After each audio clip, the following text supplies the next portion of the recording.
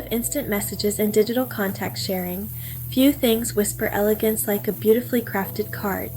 From Victorian drawing rooms to modern-day soirees, personal stationery remains a silent marker of grace, style, and intention. Today, we unveil the forgotten codes behind correspondence cards, informals, and social cards, and why mastering these details still matters in a world that's forgotten them. Because true refinement isn't outdated, it's rare, and therefore unforgettable. Thank you, Carla Sophia. Hello, socialites. The story of the correspondence card, a rather charming little piece of stationery, begins, as so many good stories do, in the Victorian era. It was a time of intricate social rules, wasn't it? And one of these involved the calling card. Imagine, if you will, a gentleman or lady arriving at a grand house. They wouldn't simply barge in. Oh no, that would be quite improper. Instead, they would present a small card bearing their name to the butler or maid. This card was, in essence, an announcement of their presence, a polite knock on the door in printed form. It was a simple yet essential tool for navigating the complex social landscape of the 19th century, a tiny ambassador for its owner. Initially, these calling cards were precisely that, for calling. They were not generally intended for lengthy missives. However, human ingenuity, especially when it comes to communication, is a marvelous thing. People soon realized that a blank corner on the card, or indeed its reverse, offered a perfect little space. Here, one could pencil a brief note. Congratulations. Thinking of you, or perhaps a query about a planned rendezvous. This subtle shift marked the beginning of the card's evolution from a mere identifier to a concise communication tool, a handy shortcut when a full letter felt like rather too much fuss for a fleeting thought or a swift acknowledgement of an invitation. The earliest cards were often quite plain, perhaps with an elegantly embossed name, or printed in a simple, clear typeface. The paper, though, would have been of decent quality, as these things mattered. The social etiquette surrounding their use was quite specific. For instance, turning down a corner of the card might signify a personal visit. Leaving a card without seeing the host meant you had called. These weren't just bits of paper, they were imbued with meaning, silent conveyors of intent and social standing. They were part of a sophisticated dance of manners, each card playing its small but significant role in the daily interactions of polite society, a society that placed great store in such niceties. This groundwork laid by the Victorian calling card was crucial. It established the idea of a personal, portable piece of stationery. It accustomed society to using cards for more than just identification. The convenience was undeniable, and the seed was sown for a more versatile form of communication. From these relatively formal beginnings, the path was paved for the development of what we now recognize as correspondence cards, informals, and even the more specialized social cards.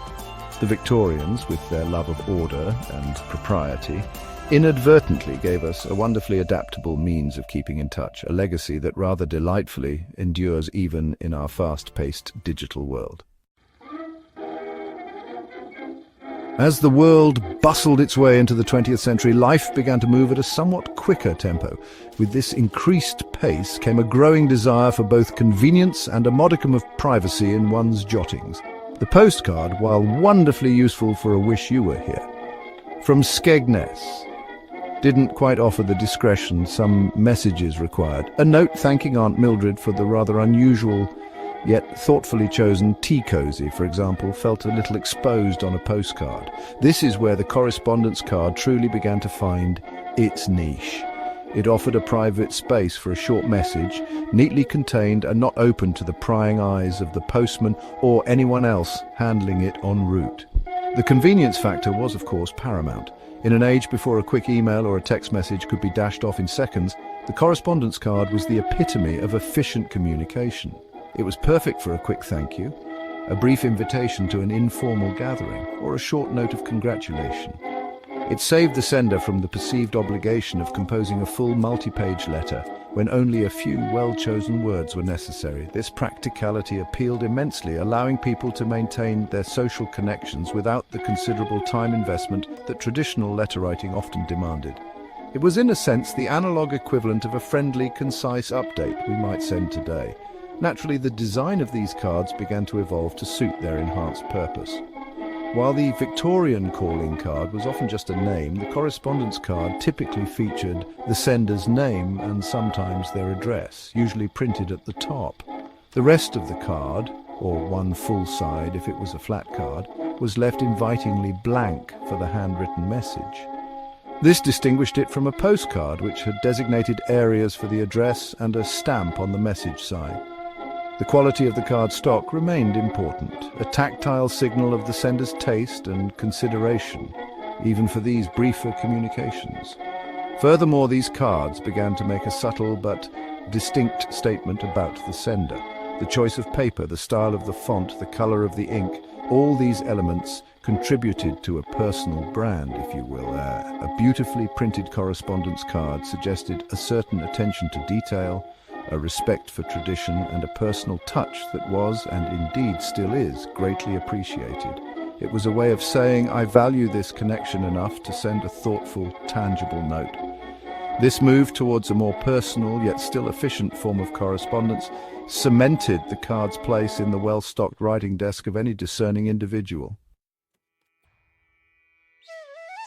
Now, one might think a card is just a card, but oh, the delightful subtleties that differentiate them. Let us first consider the classic correspondence card.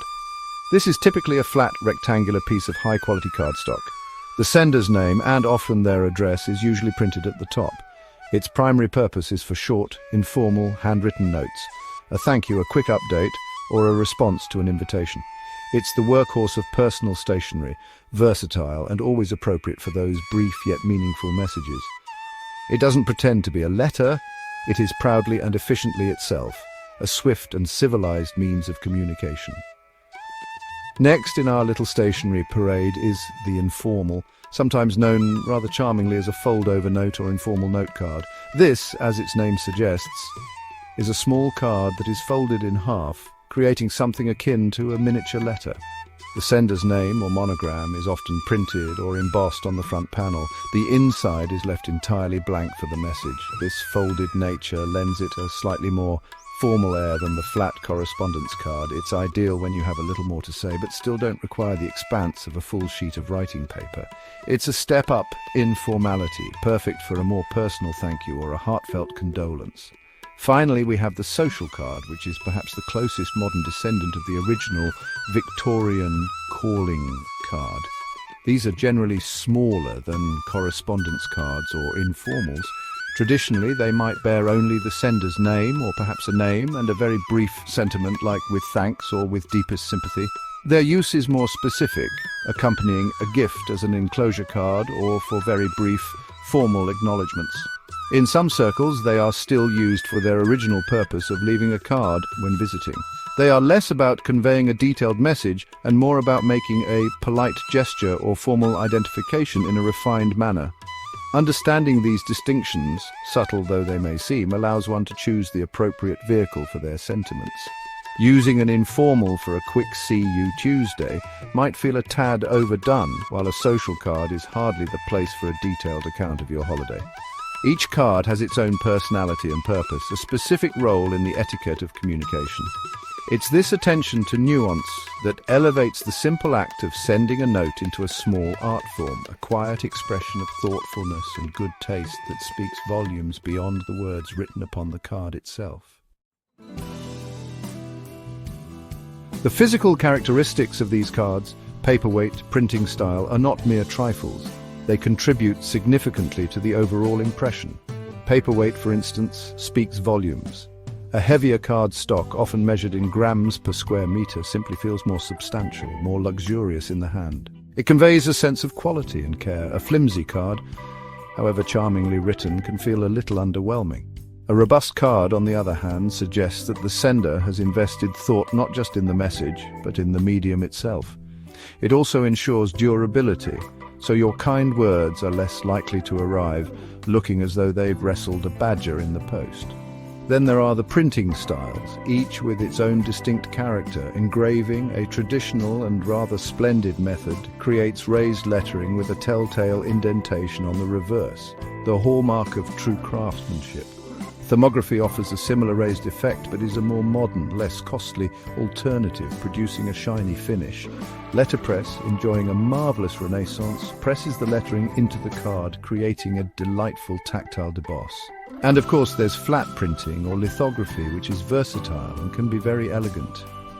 The choice often reflects personal taste and budget, but each style lends a unique aesthetic to the finished card, enhancing its personality. Interestingly, there are subtle differences in traditional card sizes and address placements between, say, the United Kingdom and America. British correspondence cards, for example, might often be a tad smaller, perhaps closer to A6 size, and it's not uncommon for the address to be printed more discreetly, sometimes even on the reverse.